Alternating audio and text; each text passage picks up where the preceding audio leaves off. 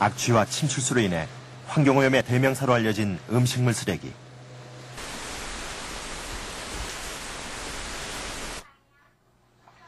덥고 습한 여름철은 각 가정마다 음식물 쓰레기 처리에 비상이 걸린다. 음식물 쓰레기 보관을 위해 주부들은 온갖 방법을 동원한다. 많은 식구가 함께 살다 보니 음식 쓰레기의 양도 많았던 박정자 씨.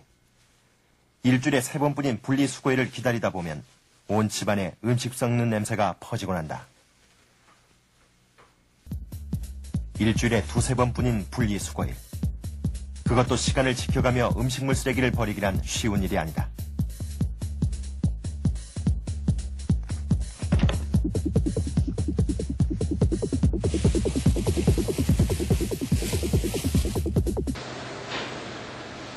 각 가정이나 음식점에서 분리수거된 음식물 쓰레기는 전용 수거 차량에 의해 자원화 시설로 옮겨진다.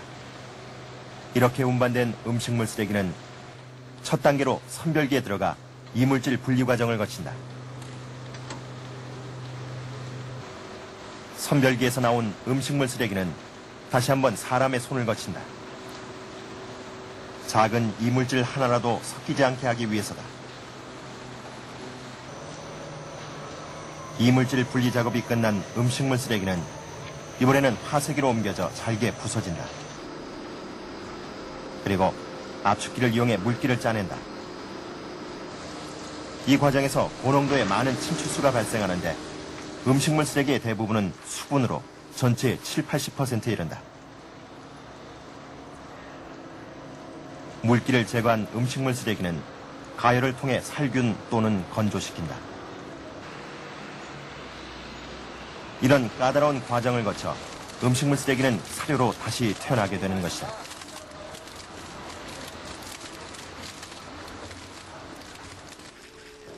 (1998년) 당시 수입 곡물가 폭등으로 고민하던 축산 농민들은 값이 싼 음식물 쓰레기 사료를 구입하기 위해 몰려들었다.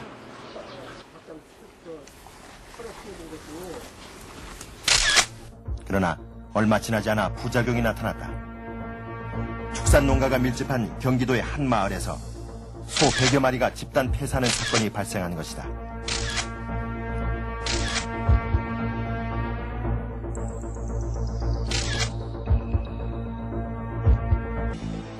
비슷한 시기, 유럽에서는 광우병의 공포가 확산되고 있었다. 동물성 사료가 원인일 것이라는 가능성이 대두되면서 정부의 자원화 정책에 제동이 걸린다. 음식물 쓰레기의 30%는 동물성 찌꺼기였다.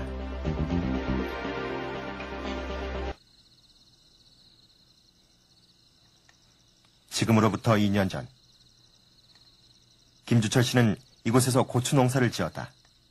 그런데 음식물 쓰레기로 만든 퇴비를 사용했다가 큰 피해를 보고 말았다.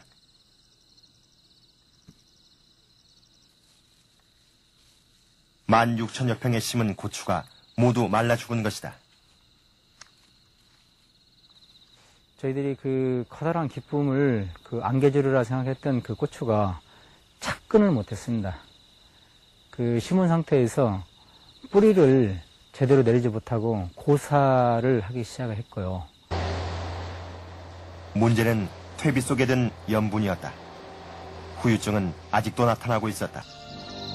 지금 그는 1억 원에 가까운 빚을 진 채 아끼던 고추밭까지 잃고 말았다. 식물 쓰레기에서 나온 폐수는 대부분 바다에 버리는데요. 이 일을 하던 해양 투기 업체들이 파업에 들어갔습니다. 음식 쓰레기 대란이 닥칠까 걱정입니다. 이한희 기자입니다. 그동안 음식물 쓰레기에서 나온 폐수는 대부분 바다에 버려왔는데 나흘 전부터 해양 투기를 해오던 업체들이 작업을 전면 중단했기 때문입니다. 해양 투기 업체들은 현재 86% 정도인 폐수의 수분 함유율을 정부가 95% 이상으로 규제하자 이 기준에 따를 경우 처리 비용이 2배가 든다며 반발하고 있는 겁니다. 또 폐기물의 해양 투기를 금지하는 국제협약이 4년 뒤부터 시행되면 생존권마저 잃게 된다며 대책 마련을 촉구하고 있습니다. 음식물 쓰레기 매일 분리수거하는 일 참 번거롭고 귀찮은데요. 앞으로는 음식물 쓰레기를 주방에서 그냥 그대로 버려도 친환경적으로 처리하는 방안이 도입됩니다. 김주한 기자가 자세히 전해드립니다. 음식물 쓰레기를 처리하는 건 모든 주부들에게 항상 골칫거리입니다. 여름에는 냄새나고 벌레 생기고 겨울에는 너무 추워서 쓰레기 버릴 때마다 스트레스 받아요. 하지만 이 주부는 먹다 남은 음식, 오래된 음식을 설거지를 하면서 싱크대 배수구에 그대로 버립니다. 음식물 쓰레기를 일일이 분리수거하지 않아도 되는 분쇄기 덕분입니다. 일단 남편들도 너무 좋아하죠. 집안에서 바로바로 해결해 나가니까는 생활 수준이 향상된 그런 기분이 느껴져요.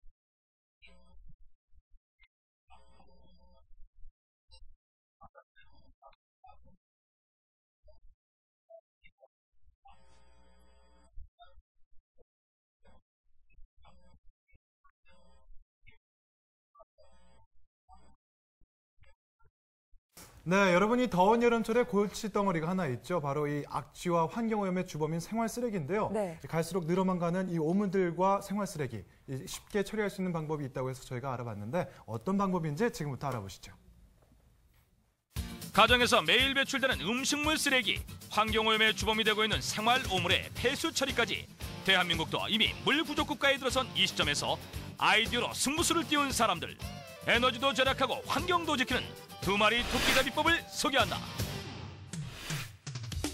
본격적인 여름철, 날이 더워지면서 더욱 바빠진 곳이 있다고 하는데 여름이라서요, 음식물 처리하기가 너무 힘들어서 지금 음식물 처리를 좀 간편하게 하고 싶어서 상담받으러 왔어요. 매일 버리는 것도 어렵고 모았다 버리려니 냄새도 나고 요즘에 여름이라 날파리도 끓더라고요. 덥고 습한 여름철, 처치 곤란한 음식물 쓰레기. 악취의 곰팡이 증식까지 불청객이 따로 없다. 버리기 까다롭고 집안 공기까지 위협하는 음식물 쓰레기. 이런 고민을 해결해줄 음식물 쓰레기 처리기에 주부들의 관심이 모아지고 간편하게 설치만 하면 음식물 쓰레기를 바로바로 친환경적으로 처리할 수 있습니다. 따로 모으지 않아도 바로바로 처리할 수 있다고요? 바로 이겁니다. 싱크대 속 이 기기가 주인공. 미생물로 처리하는 거죠. 친환경적으로 미생물이 음식물 쓰레기를 자연적으로 없애버리는 방식입니다. 음식물을 이쪽으로 투여를 해서요. 내려오면은 음식물이 여기서 분쇄됩니다. 분쇄가 되는 동시에 미생물이 음식물에 흡착이 되고 가루가 되면서 이쪽으로 배출이 되는 거죠. 배수통에서 나오는 미생물 방성균과 음식물 쓰레기가 만나면 음식물 쓰레기를 자연적으로 분해시켜 싱크대 하수구로 배출하게 되는데 미생물은 음식물 쓰레기를 영양분으로 증식하면서 자연적으로 음식물을 분해하는 역할을 합니다. 특히 방성균은 각종 유기물을 분해하고 음식물에 있는 염분을 감소시킵니다. 또한 다양한 항균물질을 만들어 병원균의 증식을 억제하고 유용한 미생물의 증식을 돕는 효과가 있습니다. 음식물 쓰레기 처리 기기, 환영받는 특별한 이유가 있다는데 바로 간편한 설치 방법. 먼저 싱크대 배수관 사이에 음식물 처리기를 장착하고 배수구를 다시 연결한다. 그 다음 사용이 간편하게 스위치를 달아준다. 문을 열고 닫을 필요 없이 위에서 간편하게 작동을 하고 감전의 위험이 전혀 없는 게 장점이죠. 마지막으로 음식물을 분해해줄 미생물만 넣어주면 끝! 음식물을 건조해 처리하는 방법에 비해 전기세를 절감할 수 있다는 것이 최대의 장점. 게다가 미생물 분해 방식은 수질 오염과 온실 효과까지 줄여준다니 에너지와 환경을 모두 지킬 수 있다. 냄새가 나지 않고요. 음식물 쓰레기를 바로바로 처리할 수 있습니다. 그리고 하수도가 종종 막히는 경우가 생기는데 이거는 그럴 경우가 전혀 없죠. 환경을 지키는 것만큼 중요한 것 바로 사용자의 안전. 공정 과정도 까다롭고 고도의 집중력을 요구한다는데 음식물 처리기의 핵심은 바로 칼날. 분해력과 지속력이 중요하다. 그래서 비교 실험에 들어가 봤다. 한국인이 즐겨 먹는 식이섬유가 많은 채소들 그대로 음식물 처리기기에 넣고 기존 제품들이 장착한 서양식 맷돌 해머 방식에 먼저 채소를 갈아보는데 질긴 섬유 요소가 제대로 절단되지 않아 덩어리가 많이 남은 상태. 자유장 칼날 방식은 이런 단점을 해결해 입자가 잘게 잘렸다. 분쇄 성능의 차이를 가져온 자유장 칼날 방식 효과 입증. 또 맷돌 해머 방식은 잔여물이 많이 남은 반면 자유장 칼날 방식은 깨끗하게 분해됐다. 또 따로 음식물을 모을 필요가 없이 발생한 음식물을 바로바로 처리할 수 있다는 것도 차별화된 장점이다. 그 자리에서 즉시 처리가 돼서 너무너무 간편하고요. 환경적으로도 괜찮다고 하니까 좋은 것 같아요. 친환경적으로 음식물 쓰레기를 해결할 수 있는 방법을 연구하다가 미생물공법 음식물 처리기를 개발하게 되었습니다. 환경을 생각하고 에너지 절약을 목표로 한 아이디어 상품들. 생활에 꼭 필요한 제품들의 변화를 시도했다. 환경과 비용 두 마리 토끼를 잡는데 성공. 이제 우리의 환경이 밝아지고 있다. 네, 잘 봤습니다. 저는 물이 없는 변기가 인상적이었는데 네. 물이 없어서 오히려 더 냄새가 많이 나고 더 더러울 줄 알았는데 그 반대라고 하니까 의외였는데요. 이 환경과 에너지까지 고려한 아이디어 상품들 잘 봤습니다. 네, 이틀 동안 중소기업의 각종 신기술과 신제품을 선보입니다. 전시와 국내외 바이오 상담과 각종 기업에 필요한 기술 세미나 등을 엮어서 울산 하늘공원이 8월 준공을 앞두고 막바지 공사가 한창입니다. 울산의 고질적인 장지시설 부족은 일단 해소될 것으로 보입니다. 울산 지역 아파트 가격 상승세가 숨고르기에 들어갔습니다. 이런 가운데 이달에만 울산에 1,200여 가구가 분양될 예정입니다.